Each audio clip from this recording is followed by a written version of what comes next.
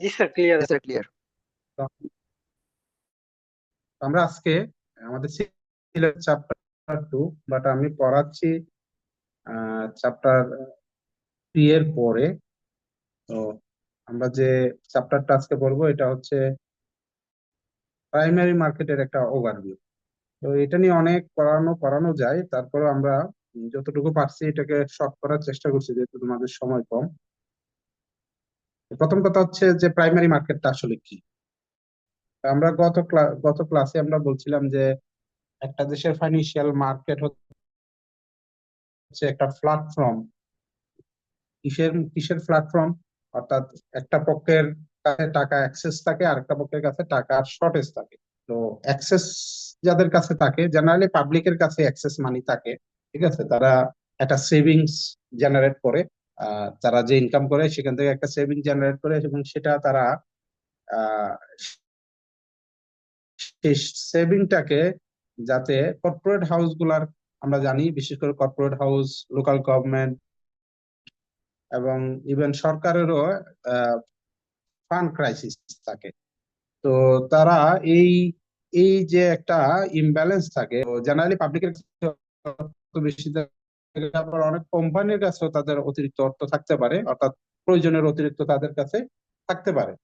তো যদি বিষয়টা এরকম হয় তাহলে আমরা বলছি যে ফাইন্যান্সিয়াল মার্কেট একটা প্ল্যাটফর্ম হিসেবে কাজ করে, যেখানে যাদের কাছে অ্যাক্সেস টাকা আছে সেটাকে অ্যাক্সেস থেকে, যেখানে শর্টেজ আছে সেখানে টাকাটাকে ট্রান্সফার করার একটা প্ল্যাটফর্ম হচ্ছে ফাইন্যান্সিয়াল মার্কেট। তো এই ফাইন্যান্সিয়াল মার্কেটে আমরা অনেকগুলা মার্কেটের কথা আমরা বলছি। আমরা ক্যাপিটাল মার্কেটের কথা বলছি, আমরা বলছি, আমরা market বলছি, market বলছি। এরকম অনেকগুলো মার্কেট আছে আমাদের এখানে, যে মার্কেট মেইনলি ফাইন্যান্সের প্রয়োজন হতে পারে। এই প্রয়োজনটা আমরা ফুলফিল করতে পারি। তো এই ক্যাপিটাল মার্কেট আমরা বলছিলাম ফাইন্যান্সিয়াল মার্কেটের একটা বড় আহ, এই ক্যাপিটাল মার্কেটে আবার ধরনের মার্কেট, প্রাইমারি মার্কেট এবং সেকেন্ডারি মার্কেট, ওখানেও আমাদের একটা ডেফিনেশন ছিল। এখানে আমি আবার এটাকে details related with investment banking, হ্যাঁ, মেনলি প্রাইমারি ইনভেস্টমেন্ট ব্যাংকিং এ যেসব প্রতিষ্ঠান কাজ করে তারা মূলত প্রাইমারি মার্কেটেই মেনলি কাজ করে। তো আমরা প্রথমত প্রাইমারি মার্কেট কি। তো প্রাইমারি মার্কেট একটা, আমরা পার্ট অফ ক্যাপিটাল মার্কেট, আবার capital market is a part of financial market. তো আহ, যেহেতু পার্ট অফ ক্যাপিটাল মার্কেট আমরা বলছি যে দুটা পার্ট। একটা হচ্ছে আমরা বললাম যেটা হচ্ছে প্রাইমারি মার্কেট, সেকেন্ডারি মার্কেট। তো সেকেন্ডারি মার্কেটে কি হয় গত চ্যাপ্টারে আলোচনা করছি, বাট আজকে আমরা ইন ডিটেলস প্রাইমারি মার্কেট সম্পর্কে একটু পড়বো। তো প্রাইমারি মার্কেট হচ্ছে ফাইন্যান্সিয়াল মার্কেটের একটা সেগমেন্ট, যেখানে ফার্স্ট টাইম কর্পোরেশন বা গভর্নমেন্ট অথবা লোকাল গভর্নমেন্ট অথবা কোনো আদার কোনো অর্গানাইজেশন, তারা তাদের ক্যাপিটাল রাইজ করা, আইদার এটা বন্ড হতে পারে বা শেয়ার হতে পারে, তখন এটাকে আমরা প্রাইমারি মার্কেট বলি। সো এখানে মূল শব্দটা হচ্ছে ফার্স্ট টাইম। এই শব্দটা হচ্ছে আসল, এই যে ফার্স্ট টাইম শব্দটা এটা হচ্ছে আসল। মূল কথা হচ্ছে যখন first time corporation, government or, হ্যাঁ, মানে প্রাইমারি মার্কেটে যে পার্টিসিপেন্ট থাকে বা যারা ইস্যুয়ার থাকে, তারা যখন প্রথমবার মার্কেটে তারা কোনো একটা সিকিউরিটি সেল করে, তখন এটাকে আমরা প্রাইমারি মার্কেট বলি। প্রাইমারি মার্কেটে এখানে কিছু বিভিন্ন প্রতিষ্ঠান ইনভলভ থাকে। তো এদেরকে এদের সাহায্যে প্রথম একটা কোম্পানি যখন তাদের সিকিউরিটিজ পাবলিকের কাছে ইস্যু করে, তখন এটাকে আমরা primary market, journal of financial economic, the primary market is characteristic by issuance of new stock, bond, securities directly from the issuer to investor with the aim of raising capital for the issuing entity.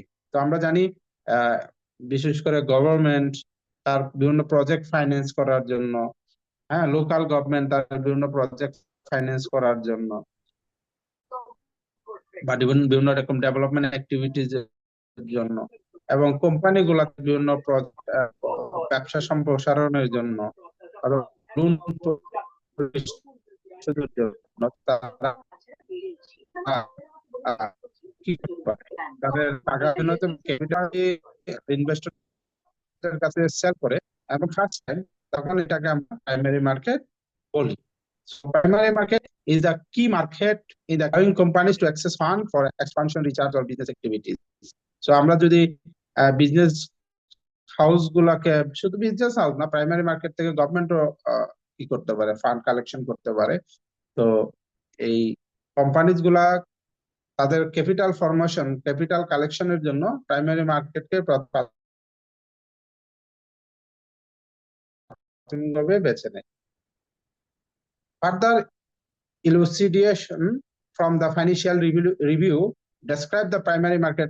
Market is always a platform, we know, through which initial public offering. We'll discuss what is initial public offering is in the latter of this chapter. And the new issues are conducted, providing a mechanism for companies to obtain public financing and for investors to participate in new investment opportunities. তাহলে এখানে আমরা বুঝতে পারতেছি যে platform for companies to to to get the public fund and for investor to participate in new investment opportunities. So it provide the companies, the government, the opportunity to collect the fund. At the same time, it provides the investor to invest their excess fund to the companies. So this definition highlights the market function in setting the initial price of securities based on supply and demand dynamics, influencing future trading activity in the sector. The focus is given on what should be the price, because based on the investor demand and supply, the price of the securities is fixed or determined, and at that price the companies issued the securities to the public. So in conclusion, what we can conclude, it's definitely it's a market as a platform, and it provides the opportunities for the companies to go raise capital, the public or other investors. Okay, so I think it is clear now. If you have any or any clarification, you may ask the question.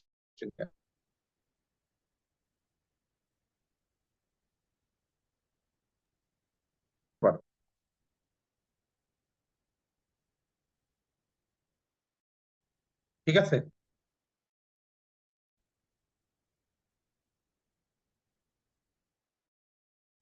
তাহলে আমরা second পার্টে চলে যাচ্ছি. Primary market এবং secondary মার্কেটের মধ্যে পার্থক্য কি? আমরা বলছি প্রাইমারি ক্যাপিটাল মার্কেটের দুইটা মেইন কম্পোনেন্ট, একটা হচ্ছে প্রাইমারি মার্কেট, একটা হচ্ছে সেকেন্ডারি মার্কেট.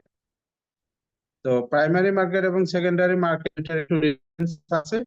তো এখানে আমি কয়েকটা ডিফারেন্স আলোচনা করব.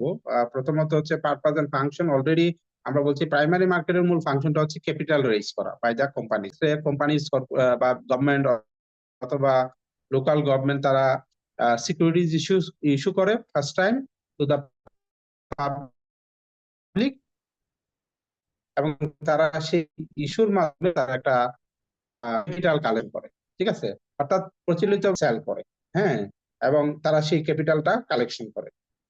তো এটা অনেকটা সেফ. ব্যাংক থেকে লোন নিলে এটা আমরা জানি অনেক রিস্কি. ব্যাংক থেকে যদি আমরা লোন নেই, সেই লোনটা খুব স্বল্প মেয়াদী হয়, এবং কোনো কারণে ডিফল্ট হইলে সেটার কনসিকুয়েন্স অনেক হাই হয়, ইন্টারেস্ট রেট অনেক হাই হয়. আর সেক্ষেত্রে কোম্পানি যদি সিকিউরিটি সেল করে, লাইক বিশেষ করে যদি আমরা শেয়ার সেল করতে পারি এবং টাকা কালেকশন করতে পারি, তাহলে কোনো কারণে কোনো একটা ব্যবসা কোনো ইয়ারে লস হইলো, তাহলে সেক্ষেত্রে ডিভিডেন্ড দেওয়ার কোনো বাধ্যবাধকতা থাকে না. কিন্তু আমরা ব্যাংক ব্যবস্থা থেকে যদি লোন নেই, তাহলে আমার ব্যবসা যাই হোক না কেন আমাদেরকে লোনটা পরিশোধ করতে হয়. সো এই কারণে it is risky. Primary market সেই সুযোগটা দেয়, অর্থাৎ একটা কোম্পানি তার ব্যবসা সম্প্রসারণের জন্য বা নতুন কোনো ব্যবসা স্টার্ট করার জন্য অথবা এক্সিস্টিং কোনো রিসার্চ এন্ড ডেভেলপমেন্টের জন্য তারা যে ক্যাপিটালের প্রয়োজন হয় সেই ক্যাপিটালের জন্য প্রচলিত ব্যাংক ব্যবস্থায় না গিয়ে তারা সরাসরি পাবলিকের কাছ থেকে টাকাটা নেয়। এবং এটার সবচেয়ে বড় যেহেতু সিকিউরিটিজ গুলা সেল করা হয় এবং এখানে অনেক পার্টি টাইপের ইনভেস্টর থাকে, ফলে কোনো কারণে যদি একটা কোম্পানি ফলো করে, কোনো কারণে যদি কোম্পানিটা ভালো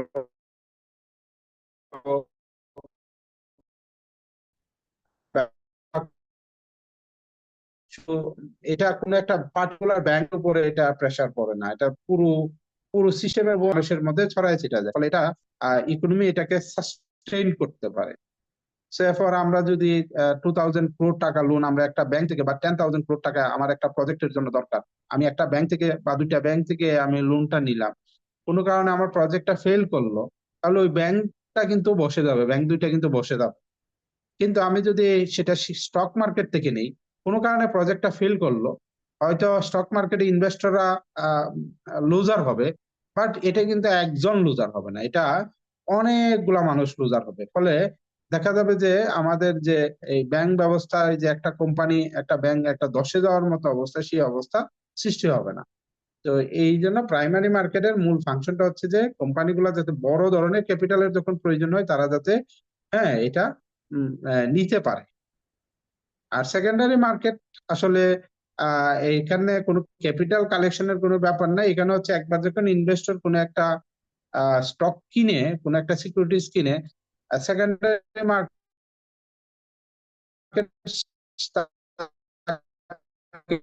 অপরচুনিটিটা দেয় যে কিছুদিন পরে সে যাতে এটা সেল করে দিতে পারে। অর্থাৎ এখানে নতুন কোনো থ্রু দা প্রাইমারি মার্কেট সেই শেয়ার গুলাকে আবার ইনভেস্টররা কেনা বেচা করে। সেবার আমি কিছু শেয়ার আমি আইপুর মাধ্যমে অর্থাৎ প্রাইমারি মার্কেটে যে সিস্টেমটা, এটাকে আমরা বলি ইনিশিয়াল পাবলিক অফারিং, ওই অফারিং এর মাধ্যমে আমি কিছু শেয়ার পাইলাম, পরবর্তীতে দেখা গেল আমার হঠাৎ করে টাকার প্রয়োজন হয়েছে, তখন আমি এগুলা কি করব, কোথায় কি করব, এগুলা বিক্রি করার প্রয়োজন হচ্ছে, তখন কোম্পানির কাছে তো আমি আর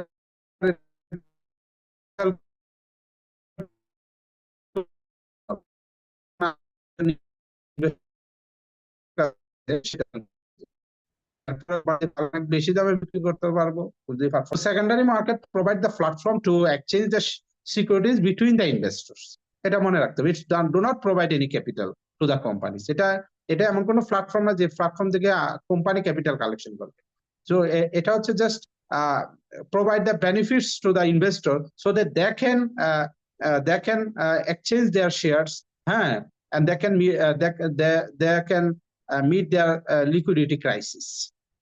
এটা হচ্ছে সেকেন্ডারি মার্কেটের মূল উদ্দেশ্য।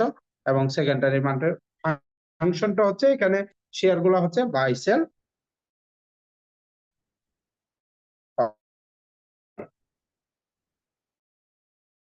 আমরা যদি পার্টিসিপেন্টের কথা বলি, what are in the secondary market and primary market, আমরা যদি মার্কেট পার্টিসিপেন্টের কথা বলি, তাহলে আপনি বা গভর্নমেন্ট যারা এই স্টক গুলা বা সিকিউরিটি গুলা ইস্যু করে, আইদার এটা একটা স্টক হতে পারে, একটা বন্ড হতে পারে, তো এরা আহ, এরা এরা হচ্ছে মেইনলি মেইন পার্টিসিপেন্ট।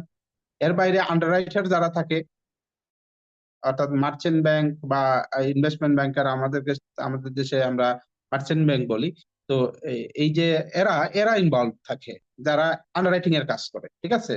গভর্নমেন্ট অনেক সময় সিকিউরিটি ইস্যু করতে পারে, মেইনলি বন্ড ইস্যু করে, গভর্নমেন্ট হতে পারে।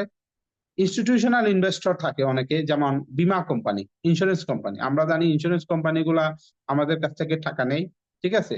সেই টাকাগুলা প্রিমিয়াম হিসেবে নেয়, নেওয়ার পর তারা কিন্তু টাকাগুলাকে একটা ইনভেস্ট করতে হয়। তো এরা কোথায় ইনভেস্ট করে? এরা অনেক সময় বিভিন্ন শেয়ারে ইনভেস্ট করে, ঠিক আছে, বিভিন্ন রকম কোম্পানির শেয়ার দেখে দেখে তারা ইনভেস্ট করে। তো এখান থেকে যে প্রফিট হয় সেখান থেকে তারা আবার একটা প্রফিট করে তাদের যে পলিসি হোল্ডার আছে সেখানকে সেটা মিট প্রয়োজনগুলো মিট করে, লাভ হইলে তারা তাদের শেয়ার হোল্ডারদেরকে ডিভিডেন্ড হিসেবে দেয়। সো এরা হচ্ছে মিলি প্রাইমারি মার্কেটে পার্টিসিপেন্ট, ঠিক আছে। এখন মনে করো আমরা একটা এক্সাম্পল দিলাম, মনে করো Beximco pharmaceutical issued new share. তো এখানে investment bank facilitate the transaction and institutional investor তাহলে আমরা যদি এক্সাম্পল ক্যাপিটাল করবো, তাহলে সেক্ষেত্রে তারা এই যে ইনভেস্টমেন্ট ব্যাংক, বাংলাদেশে সেটা হবে কে, মার্চেন্ট ব্যাংক, তারা এই কাজটাতে ফেসিলিটেট করবে। এবং ইনস্টিটিউশনাল ইনভেস্টর লাইক ব্যাংক, হ্যাঁ ব্যাংকও কিন্তু ইনস্টিটিউশনাল ইনভেস্টর, ইন্স্যুরেন্স কোম্পানি, যারা ইনস্টিটিউশনাল ইনভেস্টর, বিভিন্ন রকম অ্যাসেট ম্যানেজমেন্ট কোম্পানি, তারা ইনস্টিটিউশনাল ইনভেস্টর, তারা এই শেয়ার গুলা বাই করবে। তখন এটাকে তখন আমরা বুঝতে পারবো that is the primary market. আর ইন দ্য সেকেন্ডারি মার্কেট, একবার আপনি ভ্যাকসিনকো শেয়ার আমি কিনলাম, তখন আমি যখন আবার এই আমার লিকুইডিটি ক্রাইসিস মিট করার জন্য আমি যদি শেয়ার গুলো আবার সেল করে দিই, তখন এটা হবে সেকেন্ডারি মার্কেট। অর্থাৎ secondary market is a platform that provide platform, secondary market provide platform for individual and institutional investor to trade to trade among themselves। ঠিক আছে, এই অপরচুনিটিটা প্রোভাইড করে। তাহলে এটা হচ্ছে মার্কেট পার্টিসিপেন্ট। তাহলে মার্কেট পার্টিসিপেন্ট যদি আমরা সেকেন্ডারি মার্কেটে বলি, যে পার্টিসিপেন্ট তারা কি করে, মার্কেট পার্টিসিপেন্ট এখানে তারা ট্রেডিং করে, এটাও একটা ফাংশন হয়ে গেল। তো পার্টিসিপেন্ট আমরা যদি বলি, participant actually the investor is the participant here. Secondary মার্কেটে পার্টিসিপেন্ট হচ্ছে mainly investor, institutional investor and আমরা বলতে পারি যে জেনারেল পাবলিক লাইক আস। আমরা তো মনে করো আমি শেয়ার কিনলাম, আমি কিন্তু general public, not the institutional investor. আমরা যদি প্রাইসিং এর কথা চিন্তা করি, প্রাইমারি মার্কেট, এটার উপর আমরা এই চ্যাপ্টারে আমরা কিছু অঙ্ক করাবো, যে pricing is the primary market are typically set through the mechanism like booking or fixing. হ্যাঁ, প্রাইমারি মার্কেট আমাদের দেশে যখন একটা শেয়ার কত দামে ইনভেস্টরদের কাছে হবে, তখন এটা হলো বুক বিল্ডিং মেথড, একটা fixed price.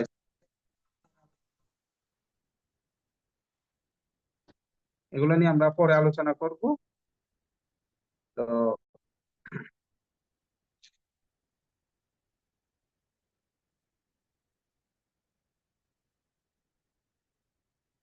1 minute, 1 minute please.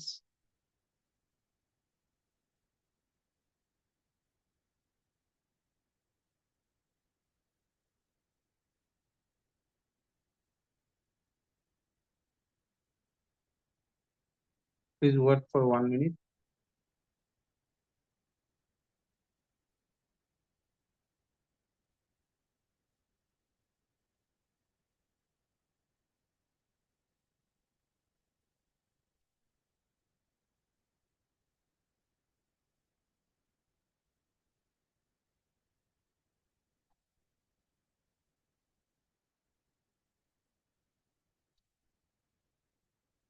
যাই হোক, তাহলে প্রাইসিং এর কথা আমরা যদি চিন্তা করি, তাহলে প্রাইসিংটা প্রাইমারি মার্কেটে কিভাবে ডিটারমাইন হয়, দুইটা মেথড আছে, book building method and fixed pricing method. Will discuss both method in this chapter, in the latter of this chapter, বা আমাদের আরো কতগুলো চ্যাপ্টার আছে ওখানে আমরা আলোচনা করব। ঠিক আছে, তো এটা কিভাবে, অর্থাৎ একটা কোম্পানি যখন ক্যাপিটাল রেইজ করতে চায় থ্রু প্রাইমারি মার্কেট, তখন সে কি দামে তার শেয়ার গুলাকে সেল করবে, এটা নির্ধারণের প্রয়োজন হয়, প্রাইসটা নির্ধারণের প্রয়োজন হয়। আর সেই প্রাইসটা নির্ধারণের জন্য আমাদের আমাদের দেশে দুইটা ওয়ে আছে, একটা হচ্ছে বুক বিল্ডিং মেথড, একটা হলো ফিক্সড প্রাইসিং মেথড। তো আমরা এই দুইটা মেথড, কিভাবে এই দুইটা মেথড করা হয় আমরা পরে আলোচনা করব। সেটা ডিমান্ড এন্ড সাপ্লাই বেসিসে, অর্থাৎ কোনো শেয়ারের যদি ডিমান্ড বেড়ে যায় তার প্রাইস বেড়ে যাবে, আর কোনো শেয়ারের যদি সাপ্লাই বেড়ে যায়, হ্যাঁ, তার প্রাইস কমে যাবে। আমরা জানি এটা, যে ডিমান্ড বাড়লে, ঠিক আছে, তো কি বলে, প্রাইস বাড়ে। ঠিক আছে, এটাই স্বাভাবিক। আবার সাপ্লাই বাড়লে, হ্যাঁ, প্রাইস কমে যায়। তো এই ডিমান্ড এন্ড সাপ্লাইয়ের যে মেকানিজম আমরা ইকোনমিক্সে পড়ছি, সেই মেকানিজম অনুযায়ী কিন্তু সেকেন্ডারি মার্কেটে প্রাইস নির্ধারিত হয়। যে শেয়ারের সাপ্লাই কম থাকবে, স্বাভাবিক ওই শেয়ারের প্রাইস বেশি থাকবে। আবার যে শেয়ারের ডিমান্ড বেশি থাকবে মার্কেটে, সেই শেয়ারেরও প্রাইস কিন্তু বেশি থাকবে। তো প্রাইসিংটা কিভাবে হয়, এটা নিয়ে তোমাদের একটা কোর্সই আছে, ইনভেস্টমেন্ট অ্যানালাইসিস। ওখানে প্রাইসিং গুলা, অর্থাৎ সেকেন্ডারি মার্কেটে কিভাবে প্রাইসিং হয়, ওখানে ডিটেলস পড়াবে। তো সেকেন্ডারি মার্কেটে যে জিনিসটা হয় মেইনলি ডিমান্ড এন্ড সাপ্লাইয়ের যে আমরা যে মেকানিজম আমরা ইকোনমিক্সে পড়ছি সেই মেকানিজমের মাধ্যমে মূলত এখানে প্রাইসিংটা হয় এবং এবং the demand and supply varies among the varies over time. That's why হ্যাঁ price is not fixed in secondary market. আমরা মনে করেন গ্রামীণ ফোনে কোনো একটা বন্ড ইস্যু করলো বা ঠিক আছে কোনো শেয়ার ইস্যু করলো, ঠিক আছে, আমরা এটা শেয়ার লিখি, গ্রামীণ ফোন শেয়ারস। হ্যাঁ, once traded in DSE will see their price vary based on the market forces and trading activity. Already আমরা কিন্তু এটা আলোচনা দেখাইছি, লাইভ চার্টে আপনাদেরকে দেখাইছি। রেগুলেটরি ওভারসাইট আমরা যদি বলি তাহলে প্রাইমারি মার্কেটের regulatory Bangladesh security and exchange commission, secondary মার্কেটও কিন্তু Bangladesh security and exchange commission. In addition to this, হ্যাঁ, ডিএসইও কিন্তু রেগুলেটর হিসেবে সেকেন্ডারি মার্কেটে কাজ করে, ঠিক আছে। Regulator are both cases are same. Transaction in primary market are closely regulated to ensure proper disclosure and compliance with security laws. For instance, the Bangladesh Securities and Exchange Commission oversees the IPO process to ensure the transparency and protect interest. So একটা company যখন মার্কেটে capital raise করতে আসে তখন এখানে কিছু আইন আছে, শিখতে হয়, ঠিক আছে, অডিট করতে হয়, অনেক বছরের ইনফরমেশন দিতে হয়, ডিরেক্টরদের ইনফরমেশন দিতে হয়, অনেক কিছু, অনেক ইনফরমেশন দেওয়ার পর সেগুলো যদি আইন অনুযায়ী বাজ বিচার করে সঠিক পাওয়া যায় তখনই বাংলাদেশ সিকিউরিটিজ এক্সচেঞ্জ কমিশন একটা কোম্পানিকে আইপিও এর মাধ্যমে টাকা সংগ্রহের অনুমতি দেয়। আর যেখানে সেকেন্ডারি মার্কেটে একটা কোম্পানির আমরা জানি স্টক গুলা once it is sold to the investor, এখানে একটা প্ল্যাটফর্ম থাকে যে প্ল্যাটফর্মে আমরা নিজেরা বাই সেল করতে পারি ইনভেস্টরদের মধ্যে। তো এখানে রেগুলেটরি হিসেবে আমরা মেইনলি কাজ করে ঢাকা স্টক এক্সচেঞ্জ এবং বিএসসি, বাংলাদেশ সিকিউরিটি এক্সচেঞ্জ কমিশনও এখানে কাজ করে। তারা মেইনলি মনিটর করে, ট্রেডিং অ্যাক্টিভিটিস মনিটর করে, যেখানে কোনো আনফেয়ার কিছু হচ্ছে কিনা, কেউ জুয়া খেলতেছে কিনা, অথবা কেউ আনইথিক্যালি প্রাইস ম্যানিপুলেট করতেছে কিনা, হ্যাঁ, ফেয়ার ট্রেডিং এনভায়রনমেন্ট এক্সিস্ট করতেছে কিনা, এই বিষয়গুলো ইনশিওর করা হচ্ছে, ইনশিওর করে বাংলাদেশ সিকিউরিটি এক্সচেঞ্জ কমিশন এবং হ্যাঁ এবং ডিএসসি হেল্প নিয়ে ডেফিনেটলি। সেটেলমেন্ট, প্রাইমারি মার্কেট সেটেলমেন্টে যে ব্যাপারটা এখানে পুরো বিষয়টাই হচ্ছে ইনভেস্টমেন্ট ব্যাংকারের কাজ, ঠিক আছে, মানে ইনভেস্টমেন্ট ব্যাংকার পুরো বিষয়টাকে সেটেল করে। হ্যাঁ, তাহলে মানে সেটেলমেন্টের যে কাজটা হয় কোম্পানির শেয়ার গুলাকে ইনভেস্টরদের কাছে পৌঁছে দেওয়া হয় এবং ইনভেস্টর কাছ থেকে টাকাটা আবার কোম্পানিকে পৌঁছাই দিতে হয়। তো পুরো কাজটাই কিন্তু আমাদের এখানে ইনভেস্টমেন্ট ব্যাংকাররা করে থাকে, অর্থাৎ অর্থাৎ মার্চেন্ট ব্যাংক আমাদের দেশে আমরা যদি বলি। এবং সেকেন্ডারি মার্কেটে এই পুরো সেটেলমেন্টের কাজটা কিন্তু আর ইনভেস্টমেন্ট ব্যাংকারের কাছে থাকে না। এখানে মেইনলি এই যে সেটেলমেন্টের কাজটা করে ব্রোকারেজ হাউস, ঠিক আছে। আমরা প্রত্যেকটা ইনভেস্টর একটা অ্যাকাউন্ট খুলতে হয়, এটাকে আমরা বলি ভিউ অ্যাকাউন্ট। সেই ভিউ অ্যাকাউন্টটা যে ব্রোকারেজ হাউস মেনটেন করে, তারাই মূলত এই সেটেলমেন্টের কাজগুলা করে, অর্থাৎ ট্রানজেকশন যে হয় বিটুইন দা ইনভেস্টরস, হ্যাঁ, এটা কিন্তু সেটেলমেন্টটা হয় থ্রু ব্রোকারেজ হাউস বা ক্লিয়ারিং হাউস আমরা যেটা বলি, ঠিক আছে। তো আশা করি প্রাইমারি মার্কেট এবং সেকেন্ডারি মার্কেটের মধ্যে আপনারা ক্লিয়ার একটা ধারণা আপনারা পাইছেন। যদি তারপরে না বুঝেন আপনারা আমাকে বলতে পারেন, if you have further clarification, ঠিক আছে, তাহলে আমি কিন্তু আলোচনা করতে পারি। তার একটা প্রশ্ন ছিল। হ্যাঁ, বলেন। স্যার, আপনি বললেন না স্যার যে আমরা যদি কোনো কোম্পানি যদি ব্যাংক থেকে লোন নিয়ে ওই প্রজেক্টটা যদি ফেল করে তাহলে হচ্ছে একজন ক্ষতিগ্রস্ত হবে, হুম কিন্তু ব্যাংক যে হুম লোনটা প্রোভাইড করে এখানে তো স্যার অনেকগুলো মানুষের যে মানে আমানতটা সেটাই তো থাকে না স্যার, তো আলটিমেটলি তো শেয়ার বাজারের মতো অনেক মানুষই আসলে হচ্ছে ক্ষতিগ্রস্ত হচ্ছে। হ্যাঁ, ক্ষতিগ্রস্ত হয়। হ্যাঁ, এটা হচ্ছে কি, মানে ব্যাংকটা প্রাথমিকভাবে এখানে প্রেশারটাও কিন্তু প্রাথমিকভাবে ব্যাংকের উপর আসে। আমি একটা প্রজেক্টে মনে করেন 2,000 কোটি টাকা লোন নিলাম বা 5,000 কোটি টাকা লোন নিলাম, বড় বড় প্রজেক্ট যেগুলো হয়, ঠিক আছে। এখন এই 5,000 কোটি টাকা প্রজেক্টটা নিলাম, ব্যবসায়িক একটা প্রজেক্ট নিলাম। তো প্রজেক্টটা সবসময় যে সাকসেসফুল হয় এরকম তো না, বিজনেসে এরকম ঘটনা ঘটবেই স্বাভাবিক। মানে কোন একটা প্রজেক্ট ফেল করতেও পারে। এখন আমি একটা ব্যাংক থেকে মনে করেন, একটা ব্যাংক থেকে বা দুইটা ব্যাংক থেকে, আমাদের দেশে তো আইন মানে না ব্যাংকাররা, এখন দুইটা ব্যাংক মিলে মনে করেন 5,000 কোটি টাকা একটা কোম্পানিকে লোন দিল। তো দেওয়ার ফলে প্রাথমিক যে প্রেশারটা, সেই প্রেশারটা কিন্তু ব্যাংকের উপরে আসবে। ব্যাংক আবার ওই টাকাটা কোত্থেকে দিচ্ছে? ডিপোজিটের থেকে টাকাটা দিচ্ছে। ব্যাংকের তো ক্যাপিটাল এত টাকা থাকে না যে পরিমাণ লোন দেয়। তো এখন আলটিমেটলি ডিপোজিটররাই কিন্তু কি হবে? লুজার হবে। লুজার হবে, কিন্তু প্রাথমিকভাবে ব্যাংকটার উপরে এর এফেক্ট আসবে, অর্থাৎ ব্যাংকটা কোলাপস হবে। ফলে কি হবে? কিন্তু ওই ক্ষেত্রে কি হয়, স্টক মার্কেটে কি হয়, এই ব্যাংকিং ব্যবস্থার উপরে কোনো প্রেশারটা আসতেছে না। অর্থাৎ ব্যাংকের উপরে এই প্রেশারটা আসতেছে না, বড় লোন গুলার প্রেশার গুলা ব্যাংকের উপর আসতেছে না। ব্যাংক তখন ওই যে শর্ট টার্ম ক্যাপিটাল যেগুলো আছে এগুলোর উপর প্রেশার দেয়, ওগুলাতে খুব বেশি একটা ব্যাংক প্রবলেমে ফেস করে না। যেগুলা লং টার্ম প্রজেক্ট, যে লং টার্ম লোন যেগুলো দেয়, হিউজ লোন দেয়, এগুলোতে বেশি ব্যাংক মানে প্রবলেমটা ফেস করে। তো আপনার কথা খুব কারেক্ট। ঠিক আছে, বদ ক্ষেত্রেই কিন্তু ইনভেস্টররা সাফার হয়, আলটিমেটলি সাফার হয় ইনভেস্টররাই। ওই ক্ষেত্রে ইনভেস্টররা ডাইরেক্ট ইনভেস্টরদের উপর চলে আসে, আর ওই ক্ষেত্রে হয় ব্যাংকের উপরে প্রথম আসে। আপনার কথার যুক্তি আছে, আপনি যেটা বলছেন এটা ভুল বলেন নাই। হ্যাঁ, সঠিকই বলছেন। তবে আমরা যেটা বলতে চাচ্ছি যে এখানে আপনার এফেক্টটা শুধু ইনভেস্টরদের কাছে আসে। ঠিক আছে, ডাইরেক্টলি ইনভেস্টরদের কাছেই আসে। কিন্তু ওখানে আগে একটা ব্যাংক কলাপস করে, ব্যাংক কলাপস করার কারণে আবার একটা কি হয়, মানে আহ, পুরা ইনভেস্টরদের উপরে আবার এটার এফেক্টটা আসে। তাহলে এখানে দুই জায়গায় এফেক্টটা হইলো, আর এখানে হলো ডাইরেক্ট ইনভেস্টরের উপরে চলে আসলো। আর ইনভেস্টররা কিন্তু পোর্টফোলিও ম্যানেজ করে। আপনারা দেখবেন যে কি করে, আপনারা যদি ইনভেস্টমেন্ট অ্যানালাইসিস একটা কোর্স পড়বেন নিশ্চয়ই সামনে, ইনভেস্টররা কিন্তু কোথাও এক জায়গায়, ইনভেস্টমেন্টের নিয়ম হচ্ছে আপনি সব টাকা কোনো একটা কোম্পানিতে ইনভেস্ট করবেন, আপনি ছড়ায় ছিটায় ইনভেস্ট করবেন। ঠিক আছে, অর্থাৎ আপনার যে টোটাল টাকাটা সেটাকে আপনি 5টা ভালো কোম্পানিতে বা 6টা কোম্পানিতে আপনি ইনভেস্ট করবেন। তাহলে দেখা যায় যে কোন একটা আপনার যে লসটা হয় সেই লসটা খুব একটা আপনার গায়ে লাগে না।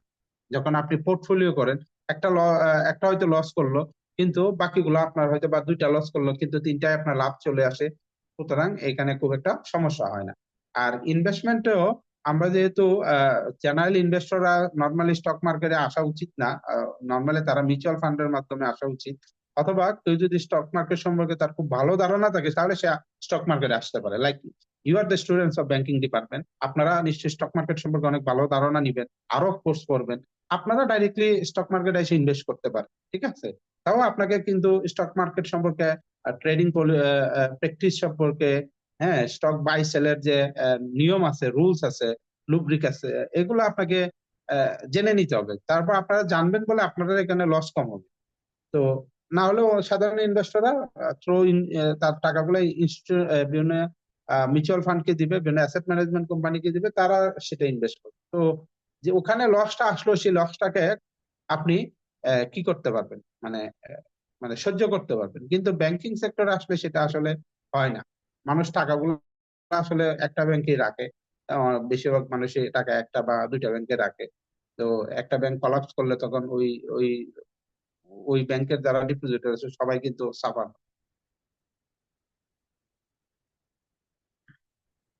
আর কারো কোশ্চেন আছে? কোশ্চেন করলে ভালো। ঠিক আছে, বিষয়গুলো ক্লিয়ার হয়। তাহলে আমরা পরের পার্টে চলে যাই, ওভার দ্য কাউন্টার মার্কেট। আপনি যে কোশ্চেন করছেন আপনি বুঝতে পারছেন? আমার কথা বুঝতে পারছেন? জি স্যার, বুঝছি স্যার। মানে আপনার কথা কিন্তু যুক্তি আছে এবং আপনার কথা কারেক্ট। হ্যাঁ, অর্থাৎ একটা হচ্ছে যে ইম্প্যাক্টটা আগে ব্যাংকে আসে, তারপরে ডিপোজিটের উপরে আসে, ওইটা ডাইরেক্টলি ব্যাংকের ইনভেস্টরের উপর ডাইরেক্টলি চলে যায়। আর যারা স্টক মার্কেটে আসে তারা কিন্তু ওই ওই মানে একটা হচ্ছে যে আপনি প্রিপেয়ার্ড না। আপনি কিন্তু ব্যাংকে ডিপোজিট রাখলে আপনি কিন্তু লস নেওয়ার জন্য প্রিপেয়ার। কিন্তু যারা স্টক মার্কেটে টাকা নিয়ে আসে তারা কিন্তু লস হবে এটা জেনে আসে। সুতরাং সে কিন্তু প্রিপেয়ার্ড, সে কিন্তু এত কষ্ট পায় না স্টক মার্কেটে লস হলে। যেটা ব্যাংকে আপনি ডিপোজিট রাখলেন সেটা যেটা যদি লস হয় সেটাতে আপনি যে পরিমাণ কষ্ট পাবেন, যেমন অনেকে ব্যাংকে গিয়ে টাকা তুলতে পারতেছে না, এটাতে যে পরিমাণ কষ্ট, কিন্তু আপনি এই স্টক মার্কেটে যে টাকা আপনি ইনভেস্ট করছেন সেটাতে কিন্তু এত কষ্ট নাই। কারণ স্টক মার্কেটে আমরা বলি স্টক মার্কেটে আপনি এই টাকাই ইনভেস্ট করবেন যে টাকা আপনার দরকার নাই। তো কোনো কখনো মানুষ স্টক মার্কেটে, মানে কোনো বইতে আপনি দেখবেন না যে কোনো রাইটার আপনাকে বলছে যে আপনি ক্যাপিটাল মার্কেটে আপনার রেগুলার ইনকাম বা আপনার মেইন টাকা নিয়ে আপনি স্টক মার্কেটে ইনভেস্ট করেন। স্টক মার্কেটে বলতেছে আপনার এমন টাকা ইনভেস্ট করেন যে টাকা প্রতি আপনার কোনো মায়া নাই, অর্থাৎ যে টাকা আপনার কোনো দরকার নাই, শীঘ্রই আপনার দরকার নাই, যে টাকা মানে চলে গেল, মানে পুরোপুরি হারায় গেল, আপনার পরিবার চলতে সমস্যা হবে না। ঠিক আছে, সেই টাকাগুলো আপনি স্টক মার্কেটে নিয়ে আসেন। এটা আপনি দেখবেন যে বিভিন্ন রকম স্টক মার্কেটের বইগুলো যদি পড়েন, আমি কয়েকটা বই আপনাদেরকে দিব, একটা বই দিব আপনাকে। ঠিক আছে, তো ভালো একটা বই, খুব জনপ্রিয় একটা বই স্টক মার্কেটের উপরে।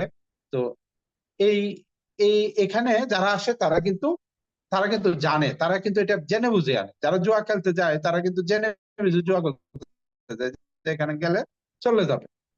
ঠিক আছে, অর্থাৎ স্টক মার্কেটে যারা যায় they are prepared for taking this such type of loss. But ব্যাংকে আমি টাকা রাখছি ডিপোজিট, আমি কিন্তু সেটার জন্য প্রিপেয়ার না। আমি টাকা রাখছি হয়তো আমার নিরাপত্তার জন্য ব্যাংকে টাকা রাখছি, এখান থেকে যে রিটার্ন, ভেরি পোর রিটার্ন আমাদেরকে প্রোভাইড করে ব্যাংক, সেখানে আমার রিস্ক থাকবে, আমার টাকা আমি চাইলে উঠাইতে পারবো না। হ্যাঁ, অথবা আমার টাকা লস হয়ে যাবে, সেটা কিন্তু আমি মেনে নেওয়ার জন্য তৈরি না ব্যাংকের বলে আমি সেটার জন্য প্রস্তুত না। এই হচ্ছে মূলত আপনার কোশ্চেনের আনসার। ঠিক আছে,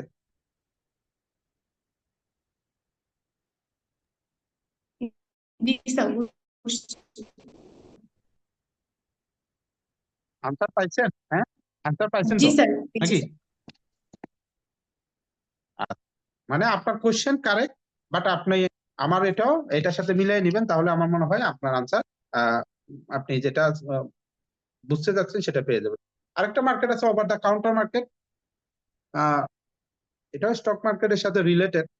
ঠিক আছে, তবে এটা একটা ডিফারেন্ট প্ল্যাটফর্ম। এই প্ল্যাটফর্মে লিস্টেড কোনো কোম্পানির স্টক ট্রেড হয় না। অর্থাৎ আমরা জানি যে সেকেন্ডারি মার্কেটে ট্রেড হয় হচ্ছে লিস্টেড সিকিউরিটিজ। ঠিক আছে, অর্থাৎ যে সিকিউরিটিজ গুলো লিস্টেড হয়, আমরা গত ক্লাসে আমরা ঢাকা স্টক এক্সচেঞ্জের লিস্টিং রেগুলেশন 2015 নিয়ে আমরা একটু আলোচনা করছিলাম। ওখানে আমরা বলছিলাম যে ইফ ইউ